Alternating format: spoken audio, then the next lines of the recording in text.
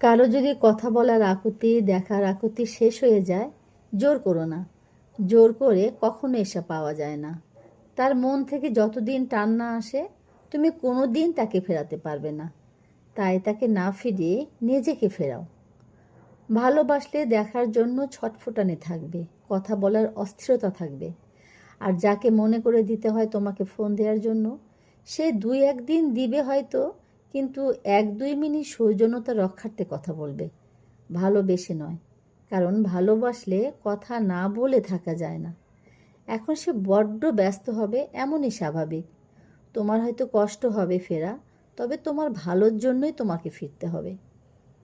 যে তোমার সাথে সৌজন্য বজায় রাখতে কথা বলছে, দেখা করছে, তুমি ততটুকুই করো। যে তোমাকে জাস্ট প্রয়োজনে ব্যবহার করছে, তুমি তাকে প্রয়োজনেই কাজে লাগাও। প্রয়োজনের বাইরে সম্পর্ক রেখো না।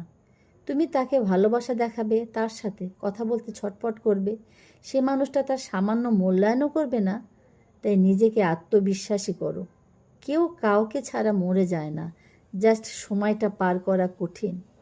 একবার শিখে গেলে দেখবে জীবন ঠিকভাবেই চলবে।